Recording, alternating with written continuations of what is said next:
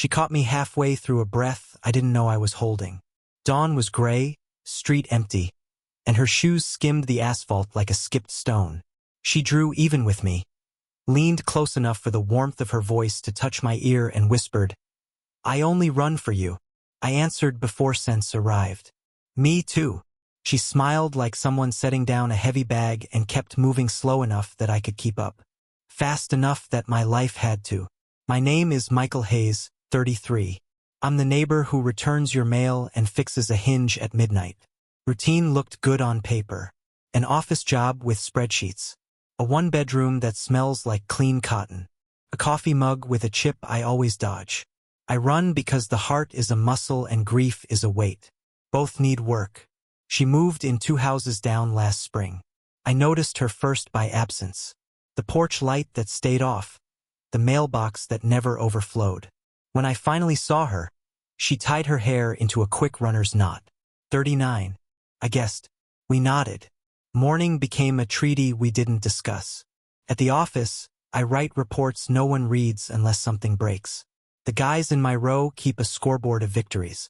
They noticed the uptick in my miles and called it a midlife rehearsal. I didn't tell them about the woman whose pace matched mine or how my breathing learned hers. 2 metronomes drifting toward the same tick.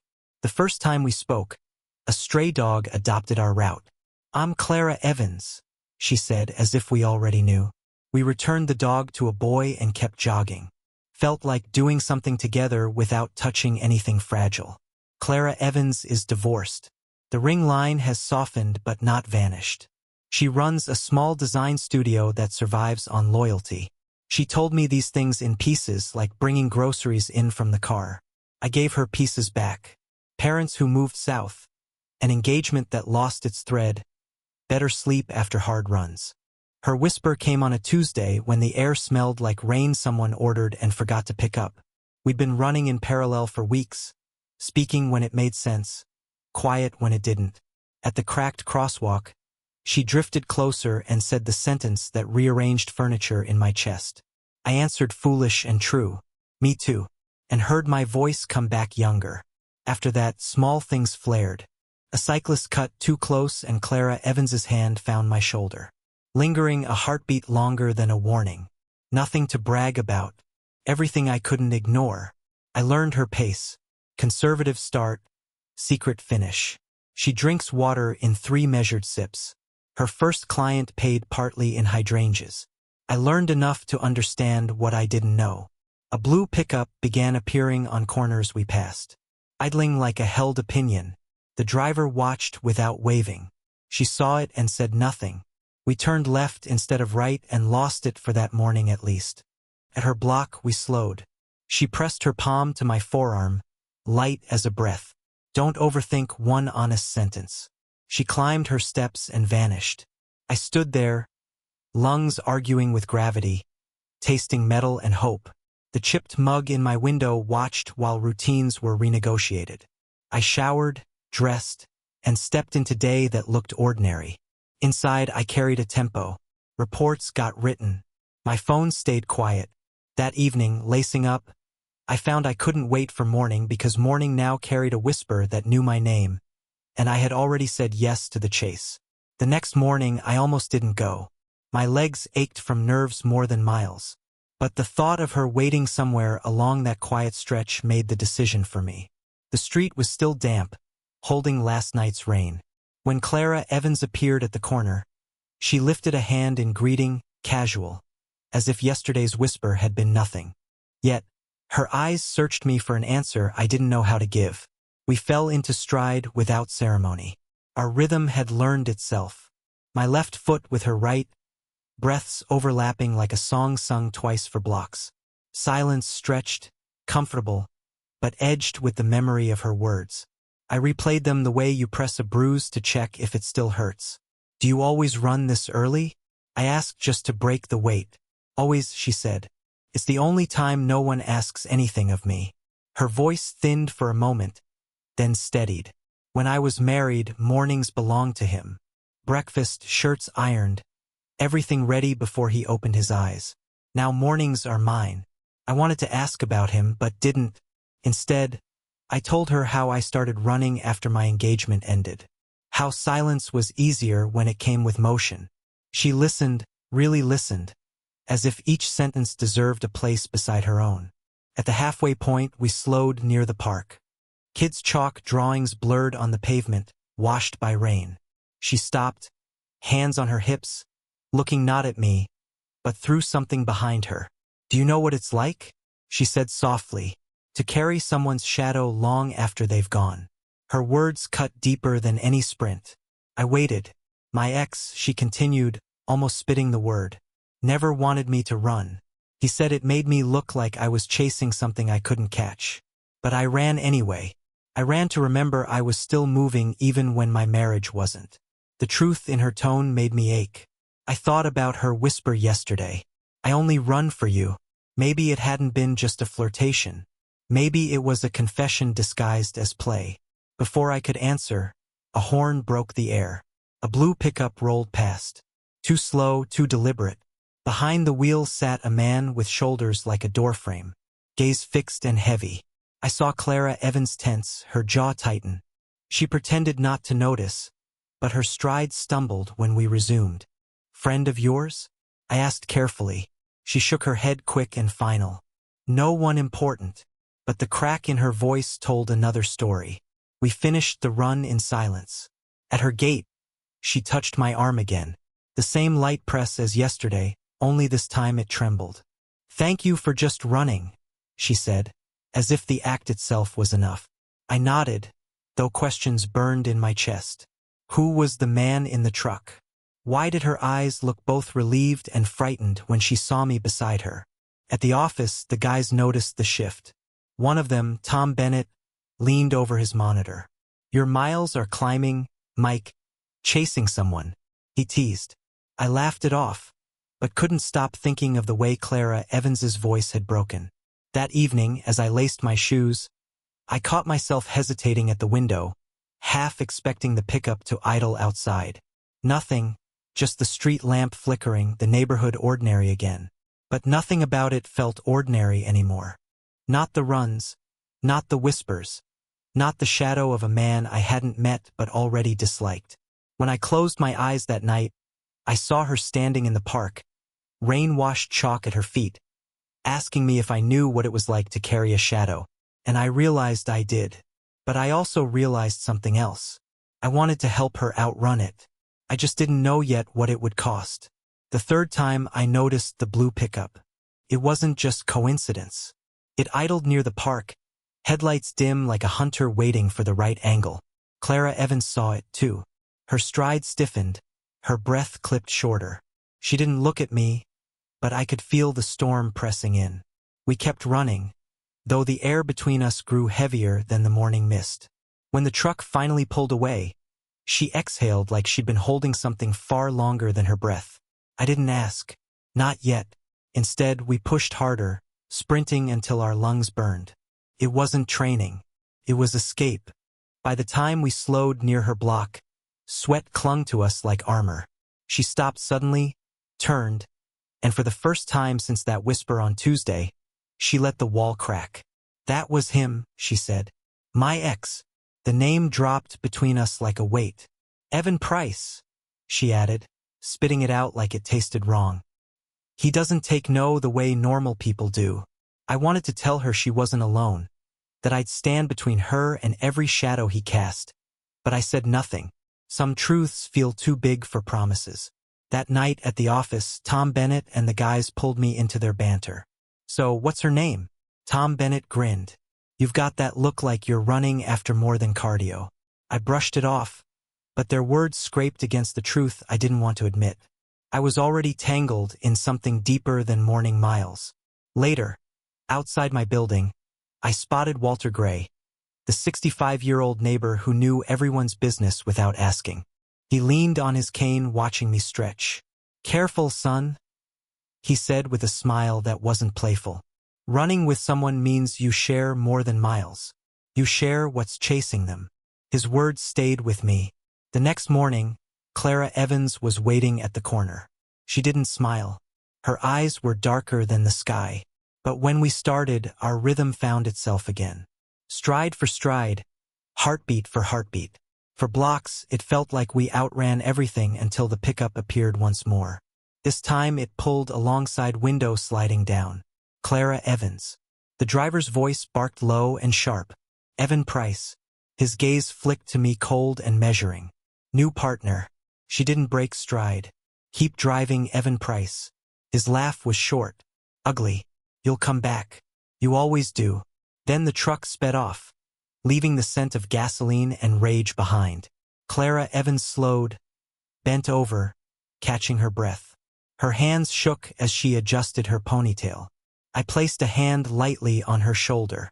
She didn't flinch, but her eyes shimmered with something unspoken. I'm sorry, she whispered. You didn't sign up for this. I wanted to say I'd sign up 100 times over. Instead, I told her the truth. You don't have to face him alone. For the first time, she looked straight at me, searching, testing if I meant it. Then, she nodded just once, as if allowing herself a fraction of trust. That evening, when I returned from work, I saw her porch light glowing, something she'd never done before. It wasn't for safety.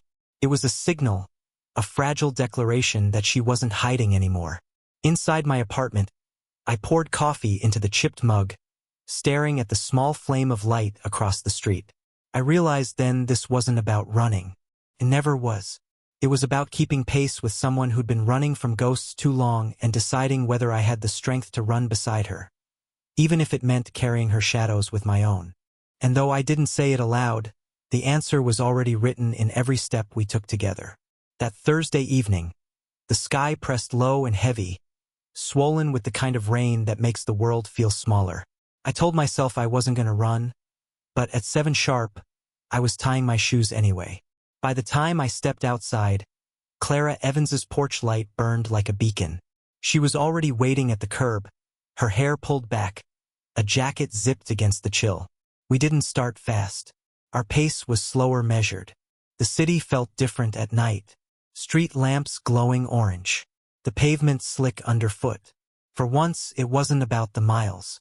It was about the space to breathe. Halfway through, we ducked beneath the awning of a closed cafe as rain began to fall harder. She laughed lightly, brushing damp strands from her forehead. I should have checked the weather, she said. You'd still be out here, I answered. Her smile faltered, softened into something else. She leaned against the brick wall, arms crossed, eyes lowered. I'm tired of running just to stay ahead of him. Evan Price, I asked. She nodded, the word heavy without being spoken.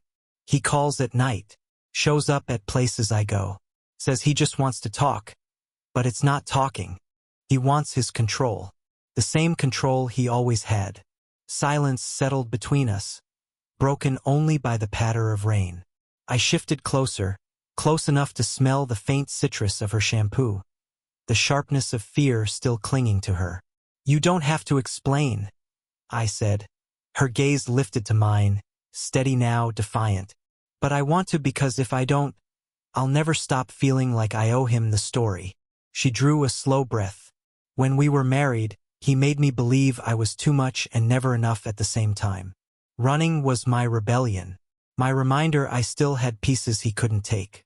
When he saw me with you, she shook her head. It rattled him. I felt anger rise, a pulse hotter than the rain dripping from my sleeves, but I kept my voice calm. He doesn't own your mornings anymore or your runs. For a moment, she just looked at me. Then her hand brushed mine, tentative, searching. I didn't move, letting her decide. Her fingers lingered, cold from the rain, before she pulled back with a small, pained smile. I don't know if I'm ready for anything more than this, she whispered. That's enough, I said, though the truth inside me screamed for more. We walked the last stretch in silence.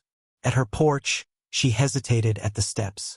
The light cast her in gold, and for a heartbeat the world stilled. She turned to me, eyes glistening. Michael Hayes, thank you for not asking me to be braver than I am tonight. I wanted to tell her she was already braver than she knew. Instead, I nodded, watching as she slipped inside, the door closing softly. Back in my apartment, I sat with the chipped mug cooling in my hands. Her words replayed, I don't know if I'm ready. I knew I was, but I also knew this wasn't about me. Sleep didn't come easily. Every sound outside tugged me toward the window, expecting to see headlights, to hear Evan Price's engine idling like a threat. But all I saw was Clara Evans's porch light still glowing, refusing to go dark. That was enough to keep me waiting, too, because sometimes love isn't sprinting towards someone. It's standing guard while they find the courage to start again. The final morning began heavier than the rest. The sky was pale, almost white, and the air carried that tense stillness before a storm. I laced my shoes with a knot too tight, as if the pressure in my chest could be tied down. When I stepped outside, Clara Evans was already waiting. No smile this time, just a determined set of her shoulders, like someone preparing for a fight she couldn't postpone. We ran in silence at first. Our strides matched, but the weight between us was different now, pressing from the outside. I sensed it coming before it arrived. The low rumble of an engine, too slow, too deliberate. The blue pickup slid into view, shadowing us along the curb. My pulse spiked, but Clara Evans didn't look his way. She kept her pace, eyes forward, as though daring him to vanish if she ignored him hard enough. The window rolled down. Clara Evans. The driver's voice cut through the morning. Harsh, possessive. This little game's over. Get in the truck. She didn't answer. Her stride quickened, breath sharp. I matched her, every muscle screaming to do something. Then the truck accelerated, swerving just ahead to block the path. Evan Price stepped out, broad-shouldered, face carved from anger. He pointed at me with a smirk. So this is the guy, this runner boy. His laugh was ugly. You think he's going to protect you? I wanted to swing at him to wipe the sneer off his face. But Clara Evans stepped forward first. Her voice was steady, even as her hands trembled. I told you before, Evan Price. I'm done. I don't belong to you. His jaw tightened. You'll regret this. She shook her head. And for the first time, I saw her without fear. The only thing I regret is how long it took me to say it. I run because it's mine, and I run with him because I choose to. The silence that followed was louder than his threats. He glared, searching for the weak spot in her words, but there wasn't one left. Finally, with a muttered curse, he climbed back into the truck. The engine roared, tires spitting gravel, and then he was gone, at least for that moment. Clara Evans's breath shuddered out, her shoulders sagging. I stepped closer, unsure if touch was welcome. But she reached for me first, her hand gripping my wrist, grounding herself. You shouldn't have to be part of this, she whispered. I want to be, I answered, truth spilling faster than thought. For a moment we just stood there, rain beginning to fall in soft needles around us. Then she smiled. Small, fragile, but real. Then keep running with me. We took off again, slower now, but freer. Each step was lighter, like shaking loose chains. She glanced at me, breathless, but laughing. You know, she said when I whispered that I only run for you. I didn't mean just the miles. I felt the words hit deep and certain. Me neither, I said. At her street, she slowed, finally stopping under the glow of her porch light. She looked at it, then at me, her eyes steady. This light stays on now. No more hiding. I nodded, feeling the truth settle into me. It wasn't about outrunning shadows anymore. It was about building something that could stand, even when the dark pressed close. She stepped toward her door, then paused. Tomorrow, I promised. She went inside and I stood there a long while, rain soaking into my shirt, heart hammering with something that felt like both victory and beginning. Because love, I realized, isn't found in grand gestures. It's in the quiet miles, the steady stride, the choice to keep showing up, even when shadows chase close behind. And as long as she kept running, I knew I would never stop running beside.